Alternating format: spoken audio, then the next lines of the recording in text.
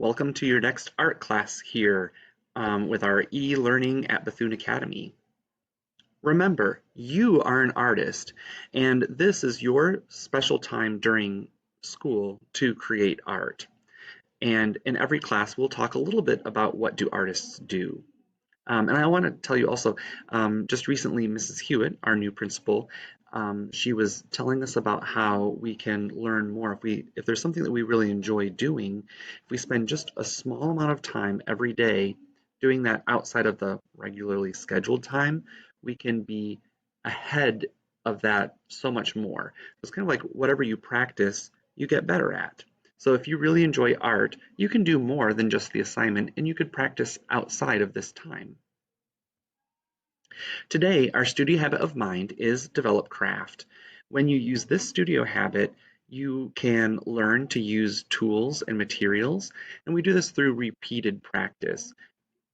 You might not be a perfect artist using color pencils the first or second or even 50th time that you've used them, but you get better and better with every time you use them.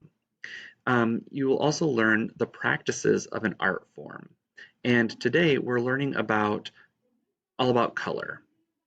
The practice of color, including a color wheel and how artists use it and why they use it.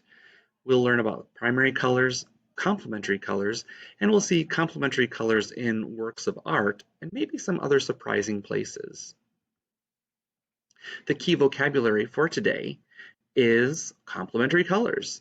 These are the colors that are opposite of each other on a color wheel, and each of the colors will make the one opposite of it pop out. So if you put blue next to orange, those colors kind of work with each other and maybe play a little trick on your eye. The same with green and red. When you put those next to each other, they will kind of be contrasted against each other and make the other pop out. So green will make the red stand out. The primary colors you might remember are red, yellow, and blue, and those colors cannot be made by mixing other colors together. But you can use the three primary colors to make all of the other colors. Well, plus you might want to add black and white, but we'll start with the primaries, red, blue, and yellow. The color wheel is a diagram, usually in a circle, and it shows how the different colors are related to each other.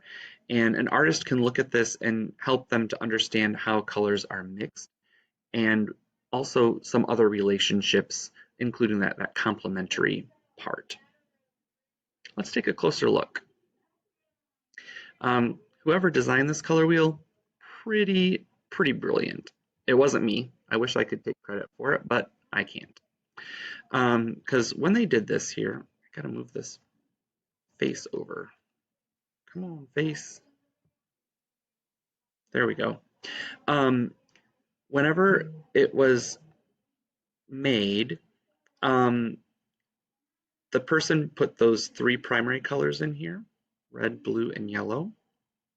And they also made it so that it shows when you mix two colors together, two of those primaries, that new color is in between. So when you mix yellow and red, orange, the color that you make, is in between red and yellow. When you mix red and blue, you get violet, which is right in between the two colors you mix. And if you wanted to make green, can you guess which two colors you would mix? You're right, yellow and blue. And the color in between yellow and blue is green, the color that it makes when you mix them together. The color wheel also shows the complementary colors. And as it said in the definition, those are the colors directly opposite of each other. So red is directly opposite of green, blue is opposite of orange, and yellow is opposite of violet. And this is interesting, in my opinion, that those complementary colors actually use all three primary colors. Red has a complement of green, and the complement is made up of the other two primary colors, blue and yellow. Orange is made up of red and yellow, and its complement that third primary color, blue. The complement of violet, which is made up of red and blue, is yellow. So those relationships between the colors um, can be used in a variety of ways. Um, Today, we're really focused on those complements directly opposite of each other. Artists often use complementary colors to help things stand out. I'm really trying to move this little picture guy here, me, trying to move it, and my computer is giving me difficulties here. Come on. So we talked about envision earlier and how we get ideas for our artwork. And if you just look around yourself, like these artists have done, you could create artworks about what you see in your everyday life. These were painted quite a long time ago, so their life would be different from our life today. And if you were making your artwork about your life today, you would include probably a lot of technology bits. You would include different things that you might do with your family, and kind of the the different things that we see every day. They show uh, ordinary people engaged in common activities, and they're called genre paintings. So these two artists, they've used complementary colors to kind of make parts of their picture stand out. So in this artwork over here, there are some people who are wearing orange and blue. They're complements, and it's interesting because they're repeated here and here, and then there's that orange over here. That repetition helps to make you look across the picture.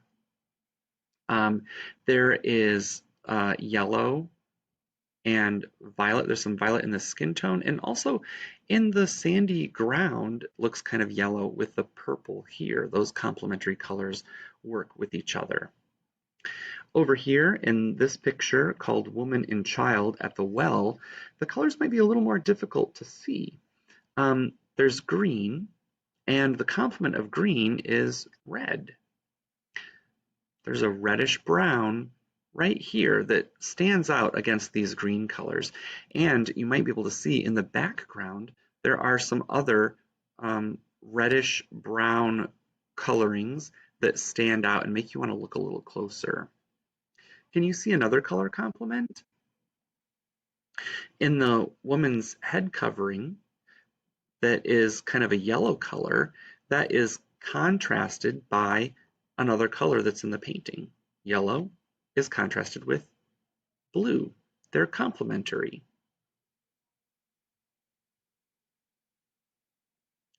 Little surprise, there's a type of artist called a graphic designer, and they work with companies to help create the things that people see about the company, including logos. And oftentimes they'll use complementary colors to make those brands stand out.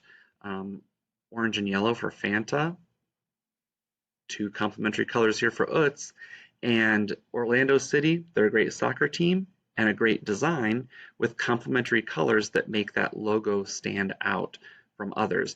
And they might have taken a cue from the Lakers because the Lakers have a similar color story that has color complements. Can you think of other places or other sports teams that may have complementary colors in their logos?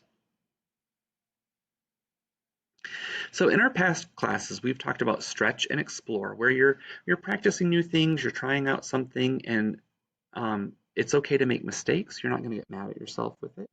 We've talked about envision, where you picture in your head what it is that you'd like to make, and you can picture in your head. You can even look around you and create from what you see.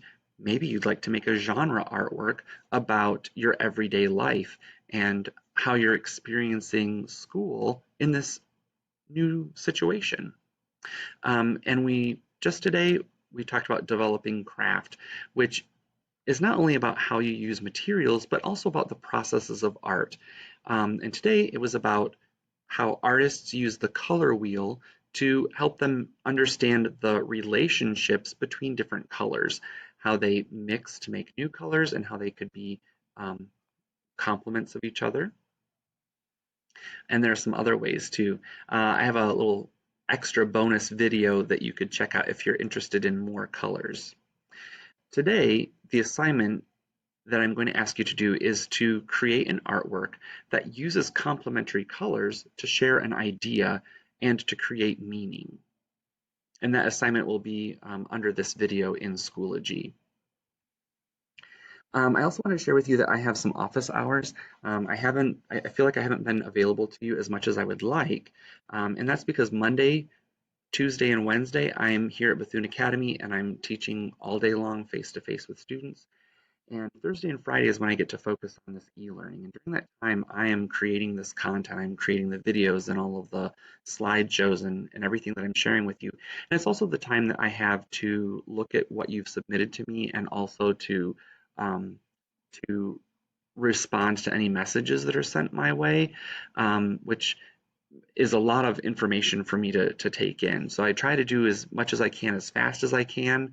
And that's during that time period that I have. So in order to be available to you a little bit more, as I mentioned before, I'll have a Zoom call that you can pop into at any time on the last Thursday or Friday of the month. This time around, it's September 24th and September 25th. And I've put that right in the calendar in Schoology, and also I've put the Zoom link at the top of your course. So it will look like this. If you go to your Schoology, you'll select your art course, and once you get to your course, you'll see the link to the Zoom meeting at the top. And I do not have that event, but if I go to, let's go to a third grade course. You'll see the calendar, there's upcoming events. There is that office Zoom hour. And if you click on that, there's a link to the Zoom meeting. And you can pop in anytime between 9 and 12, and I will be there to answer questions, to see what you've been working on, and to see your wonderful smiling faces. And we can talk about any successes and challenges that you've been having. And it's another time for me to interact with you. So until next time, check out the assignment below this video. And then if you are really interested in color, there's that surprise or bonus video that tells a little bit more about different types of colors. So I look forward to seeing what you create. And until next time, bye.